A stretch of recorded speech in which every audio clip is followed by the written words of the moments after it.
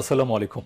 বাংলা সংবাদে সবাইকে স্বাগত জানাচ্ছি ফিরোজ তোহা। শুরুতেই বিআরবি কেবলস সংবাদ শিরোনাম। বাংলাদেশের সর্বশেষ গুরুত্বপূর্ণ আপডেট সংবাদে আপনাকে স্বাগত। শুরুতেই সংবাদ শিরোনাম, পরে বিস্তারিত। প্রথমেই জানাবো আমাদের হাতে থাকা সর্বশেষ গুরুত্বপূর্ণ সবথেকে তাজা আপডেট সংবাদ। হাদি হত্যার বিচার চাওয়া আন্দোলনরতদের আবারও ধাওয়া দিল পুলিশ। এ ঘটনায় পাল্টা সংঘর্ষ চলছে।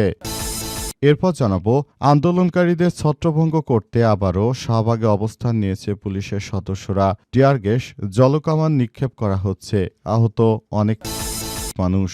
এদিকে ইনকিলাব মঞ্চের নেতাকর্মীদের উপর হামলা, ইবিতে মহাসড়ক অবরোধ। রাজধানীতে শহীদ শরীফ ওসমান হাদি হত্যাকাণ্ডের বিচারের দাবিতে আয়োজিত অবস্থান কর্মসূচিতে হামলা চালিয়েছে পুলিশের সদস্যরা। এই ঘটনায় ইবিতে বিক্ষোভ কর্মসূচি পালন করছে ইবির শিক্ষার্থীরা। তারা জানিয়েছে, আমরা শহীদ শরীফ ওসমান হাদি হত্যাকাণ্ডের ঘটনায় সুষ্ঠু বিচার চাই। সরকার যতক্ষণ পর্যন্ত আমাদেরকে বিচার না দিতে পারবে ততক্ষণ পর্যন্ত সরকারকে তার জায়গা থেকে জবাবদিহিতা করতে হবে। কিন্তু সরকারের প্রশাসন এখন উল্টোই সাধারণ জনতার উপর হামলা করছে।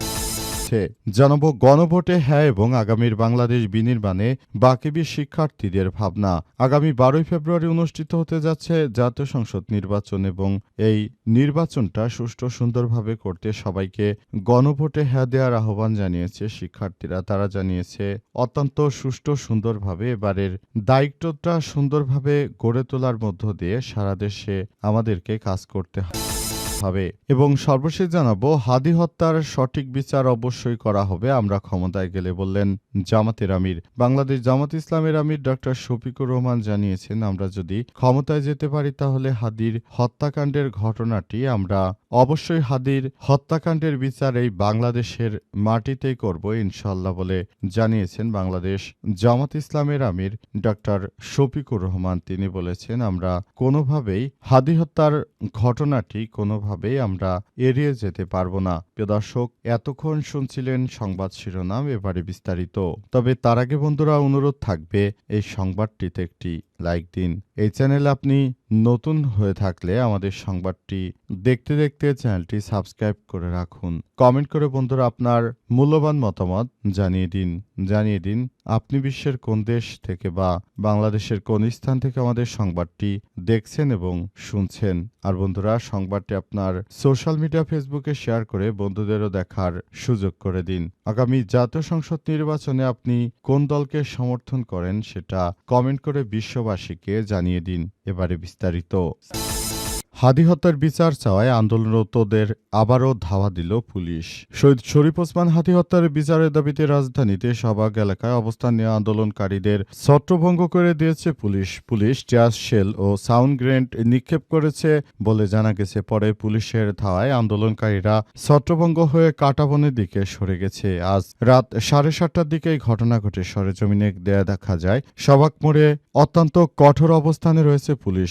লাঠিচার্জ ও সাউন্ড গ্রেনেড নিক্ষেপ করে এরপর আন্দোলনকারীরা পর মুহূর্তে আবারও সেখানে এসে পুলিশকে ধাওয়া দিয়েছে। পরে পুলিশ সেখান থেকে পালিয়ে গেছে। পিছনের দিকে জানা গেছে, বিকেলে পুলিশের ধাওয়া খেয়ে সন্ধ্যায় আন্দোলনরতরা শাহবাগ মোড়ে অবস্থান নিয়েছে। পরে রাত 7:30টার দিকে তাদের একটি দল আবারও হোটেল ইন্টারকন্টিনেন্টালের দিকে যেতে চাইলে পুলিশ তাদের বাধা দেয়। এক পর্যায়ে পুলিশ আন্দোলনরতদের লক্ষ্য করে টিয়ার শেল ও সাউন্ড গ্রেনেড নিক্ষেপ করে এছাড়াও তাদের ধাওয়া দেয় পুলিশ। পরে পুলিশের ধাওয়ায় আন্দোলনরতরা কাঁটাবনের দিকে চলে গেছে এবং সেখানে আবারও থমথমে অবস্থা বিরাজ করছে বলে পুলিশের পক্ষ থেকেও বলা হয়েছে যে সেখানে থমথমে অবস্থা বিরাজ করছে। পুরো বিষয়টি একটি সিস্টেমেটিক ওয়ের মধ্য দিয়ে চলে গেছে। পুলিশও চাইছে যে যেন আর কোনো ধরনের বিশৃঙ্খল পরিস্থিতি না থাকে, তবে বিশৃঙ্খল পরিস্থিতিগুলো থামানো যাচ্ছে না।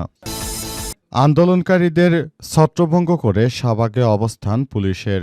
ইনকিলাব মঞ্চের শহীদ শরীফ ওসমান হাদিকে হত্যার ঘটনায় আন্দোলনরত নেতাকর্মীদের উপর দফায় দফায় হামলা চালিয়েছে পুলিশ। হামলায় পুলিশের সদস্যরা বেধড়ক পিটিয়েছে ইনকিলাব মঞ্চের নেতাকর্মীদেরকে। তাদের পিটুনি খেয়ে ইনকিলাব মঞ্চের নেতাকর্মীরা আবারও শাহবাগে অবস্থান করে। এই ঘটনার পর দফায় দফায় পাল্টা হামলা চলছে। পুলিশের পক্ষ থেকে টিয়ার শেল, রাবার বুলেট নিক্ষেপ করা হচ্ছে অবস্থায় যে পরিস্থিতি তৈরি হয়েছে এই পরিস্থিতির মধ্য দিয়ে সবাইকে আরও বেশি দায়িত্বশীল ভূমিকা পালন করতে হবে। সবাই বলছে যে মূলত এই ধরনের অনাকাঙ্ক্ষিত হামলার ঘটনাটি ঘটিয়েছে স্বরাষ্ট্র উপদেষ্টা, কিন্তু স্বরাষ্ট্র উপদেষ্টার পক্ষ থেকে এখন পর্যন্ত বিষয়গুলো নিয়ে কোনো কিছুই বলা হয়নি।